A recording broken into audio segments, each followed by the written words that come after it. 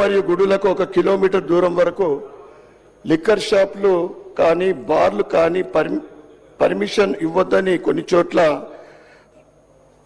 బడి మరియు గుడులకు అతి సమీపంలో మద్యం దుకాణాలు బార్లు బెల్ట్ షాపులకు అనుమతులు ఎలా ఇచ్చారో ప్రభుత్వం సమాధానం చెప్పాలి. మద్యం అమ్మకాలను జోరుగా చేస్తూ ప్రభుత్వం కూడా మద్యం మత్తులో ఉందా అధ్యక్ష? ఇంత గుడ్డిగా అనుమతులు ఎలా ఇచ్చారో ప్రభుత్వం చెప్పవలసిందిగా నేను కోరుతా ఉన్నాను. ఒక విషయం చాలా బాధ కలిగిస్తుంది అధ్యక్ష. మద్యం దుకాణాల పేర్లను దేవుళ్ళ పేర్లతో రేణుకా ఎల్లమ్మ వైన్స్, లక్ష్మీ నరసింహ వైన్స్ అని అనేక దేవుళ్ళ పేరు మీద మద్యం షాపులు నడుస్తూ ఉంటే వాటిని వెంటనే తీసివేయాల్సిందిగా, ఆ దేవుడి పేర్లను వెంటనే తీసివేయాల్సిందిగా ఆ విధంగా చర్యలు తీసుకోవాలని ప్రభుత్వానికి నేను డిమాండ్ చేస్తున్నా అధ్యక్ష. అదేవిధంగా ఇలాంటి పేర్లు పెట్టకుండా ఉండేలా చట్టం తీసుకురావాలని మీ ద్వారా ప్రభుత్వానికి మేము డిమాండ్ చేస్తున్నా అధ్యక్ష. మంత్రులు మంత్రాలు చదివినంత మాత్రం సరిపోదు. ఎక్కడైనా ఇతర మతస్థుల వైన్స్ దుకాణాల పేర్లు ఉన్నాయా? ఎందుకు ప్రభుత్వం కళ్ళు మూసుకొని ఉంటుందని అడుగుతున్నా అధ్యక్ష. అంటే హిందూ దేవుళ్ళన్నా హిందువుల మనోభావాలన్నా ఈ ప్రభుత్వానికి లెక్కలేదు అధ్యక్ష. మా పొన్నం ప్రభాకర్ మంత్రి గారు కులదైవం రేణుక ఎల్లమ్మ పేరును ఈ రకంగా మద్యం దుకాణాలు పెడితే ఎందుకు మాట్లాడలేదన్నా? ఎందుకు మాట్లాడతలేవన్నా నువ్వు? ప్రభుత్వం మాట ఇచ్చినట్లు సమ్మక సరక వైన్స్ కూడా అక్క చూడిగా ఎట్టిపోతుంది. ఈ తెలంగాణ ప్రభుత్వం వైన్స్ మత్తులో ఉంది. ప్రభుత్వం మాట ఇచ్చినట్లు 2 లక్షల ఉద్యోగ నియామకాలు చేపడితే యువత తప్పిదారులు నడవకుండా చేయడానికి ఆస్కారం ఉంటుందని తెలియజేస్తూ, ఇక టూరిజం విషయానికి వస్తే అన్నా మంత్రాలు చదివితే సరిపోదన్నా. మంత్రాలు మా అరన్న కూడా చదువుతా అని చెప్పిండు. ప్రేమ ఉండాలా, మనుషులకెళ్ళి ప్రేమ ఉండాలా. ఈ పేర్లు తీపిచ్చేయండి ముందు. అవమానకరమైన దేవుళ్ళ పేర్ల మీద వైన్స్లు నడుస్తూ ఉన్నాయి. ఇక tourism and arts and culture విషయానికి వస్తే రాను రాను రాజు గుర్రం గాడిద అయిందన్నట్లు బడ్జెట్లో నిధులు తగ్గుతూ పోతున్నాయి అధ్యక్ష.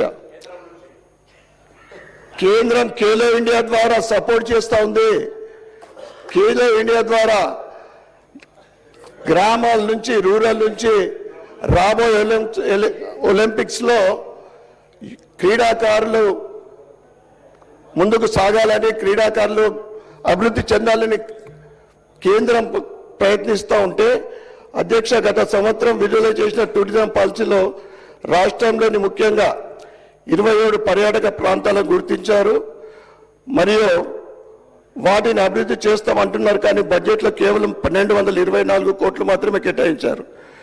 మరి 1224 కోట్ల బడ్జెట్తో 20 ప్రాంతాల అభివృద్ధి ఎలా సాధ్యమో చెప్పాల్సిందిగా కోరుతున్నాను అధ్యక్ష. రాష్ట్ర పర్యాటక రంగాన్ని eco tourism, medical and wellness tourism, spiritual tourism, sports టూరిజంగా విభజించారు. తద్వారా 3 లక్షల మందికి ఉపాధి అవకాశాలు కల్పిస్తామని చెప్పిన కాంగ్రెస్ ప్రభుత్వం ఇప్పటి వరకు కనీసం 100 మందికి కూడా ఉద్యోగాలు కల్పించలేదు అధ్యక్ష. కాంగ్రెస్ ప్రభుత్వం మరియు మంత్రులు హెలికాప్టర్లో టూర్లు వేసినంత శ్రద్ధ రాష్ట్ర టూరిజం అభివృద్ధిలో కూడా పెట్టాలి అధ్యక్ష. ఒకవైపు రామప్ప ఆలయానికి అంతర్జాతీయ గుర్తింపు తీసుకొచ్చిన కేంద్రం మా ప్రభుత్వం టూరిజం మీద ప్రత్యేక శ్రద్ధ పెడితే టూరిజం అభివృద్ధికి తెలంగాణ ప్రభుత్వం ఎలాంటి చర్యలు తీసుకున్నదని మీ ద్వారా అడుగుతున్నాను అధ్యక్ష. కేంద్ర ప్రభుత్వం తెలంగాణ సంస్కృతిని మరియు కళలను గౌరవించింది కాబట్టే ఒక మొగిలయ్యను, దీపికా రెడ్డి గారులను పద్మశ్రీతో సత్కరించింది.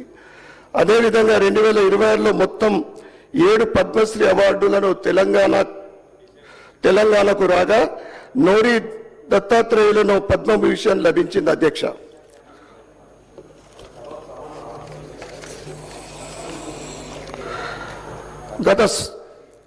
గత సంవత్సరాల్లో దాసరి కొండప్ప, బుర్రవీణ, గడ్డం సమ్మయ్య, చిందు యక్షగానం, వేలు ఆనందచారి, శిల్పకళ వంటి వారికి పద్మశ్రీ అవార్డు లభించాయి. కాంగ్రెస్ కేంద్ర ప్రభుత్వం హయాంలో ఎందుకు గుర్తించలేదో చెప్పాలి అధ్యక్ష. సబ్కా సాత్ సబ్కా వికాస్ అనే నినాదంతో మన ప్రియతమ ప్రధాని నరేంద్ర మోడీ గారు కళలకు మరియు పర్యాటక రంగానికి పెద్దపీట వేస్తున్నారు. వారిని చూసి తెలంగాణ ప్రభుత్వం నేర్చుకోవాల్సిందిగా మీ ద్వారా ప్రభుత్వాన్ని కోరుతున్నాను అధ్యక్ష. ఎన్నో పురాతన కట్టడాలు దేవాలయాలు ఉన్న మన తెలంగాణ రాష్ట్రం అభివృద్ధికి నోచుకోలేదు అధ్యక్ష. ఛత్రపతి శివాజీ మహారాజ్ గురువు శ్రీ సమర్థ రామదాస్ స్వయంగా నిర్మించిన ఆలయం ఇందూరులోని కిల్లా రామాలయం, అది నా నియోజకవర్గంలో ఉంది అధ్యక్ష. ఈ ఆలయాన్ని దీనికి సంబంధించిన కట్టడాలను నిజాం రాజుల కాలంలో కేంద్ర కారాగారంగా మార్చారు. తెలంగాణ విముక్తి పోరాటంలో అనేక మంది యోధులను ఈ కర్మాగారంలో బంధించారు. ముఖ్యంగా దాశరథి కృష్ణమాచార్యులు వారు అక్కడ గోడల మీద నా తెలంగాణ కోటి రతనాల్లో విన్నా అని కూడా రాయడం జరిగింది అధ్యక్ష. వట్టికోటి అల్వార్ స్వామి తదితర ఎందరో పోరాట యోధులు ఇక్కడ జైలు జీవితం గడిపిన చరిత్ర ఉంది అధ్యక్ష. ఆ ఆలయాన్ని అభివృద్ధి చేయాలని ఎన్నోసార్లు అడిగినా కానీ ప్రభుత్వం పట్టించుకోవడం లేదు అధ్యక్ష. మా మీద పగ ఉంటే ఏ విధంగానైనా తీసుకోండి, కానీ రామాలయాన్ని అభివృద్ధి చేయమని మీకు విన్నవిస్తున్నాను అధ్యక్ష. తెలంగాణ సాంస్కృతిక కళలకు పుట్టిన్లు, కానీ అవి నిరాదరణకు గురి అవుతున్నాయి అధ్యక్ష. ఒకప్పుడు తెలంగాణలో 160కి పైగా జానపద కళా రూపాలు ఉండేవి. ఇందులో చాలా వరకు అంతరించిపోతున్నాయి. వాటిని కాపాడే బాధ్యత ప్రజాప్రతినిధులుగా మన అందరిపైన ఉంది అధ్యక్ష. దీనికి సంబంధించిన ఒక నూతన సంస్కృతి పాలసీని ప్రభుత్వం తీసుకురావాలని కోరుతున్నాను అధ్యక్ష. అలాగే తెలంగాణ రాష్ట్రం కోసం పాటలు ధూమ్ధాంతో ఉద్యమించిన కళాకారులు అందరికీ ఉద్యోగ ఉపాధి ఫైనాన్స్ సౌకర్యం కల్పించాలి. రాష్ట్రంలో ఇంకా చాలా మంది కళాకారులు ఉద్యోగాలు లేక ఇటు సాంస్కృతిక కార్యక్రమాలు లేక ఇబ్బంది పడుతున్నారు. కావున వారిని ఆదుకోవాలని మీ ద్వారా ప్రభుత్వాన్ని కోరుతున్నాను అధ్యక్ష.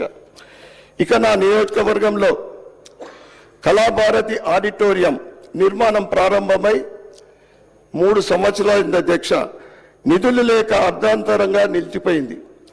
దీని నిర్మాణం కోసం మొత్తం 116 కోట్లు అంచనా వేసిన అవసరం కాగా ఇప్పటి వరకు 50 కోట్ల నిధులు విడుదల చేసి కాంట్రాక్టర్కు సంవత్సరం నుండి 25 కోట్ల డబ్బులు రాక అది పనులు నిలిచిపోయి ఈరోజు అది బూత్ బంగ్లాగా కనిపిస్తుంది అధ్యక్ష. మిగతా 66 కోట్ల నిధుల కోసం అనేక సార్లు ప్రభుత్వం దృష్టికి తీసుకొచ్చినా ఫలితం లేకుండా పోయింది. కనుక దీంతో అర్ధాంతరంగా నిలిచిపోయిన భవనం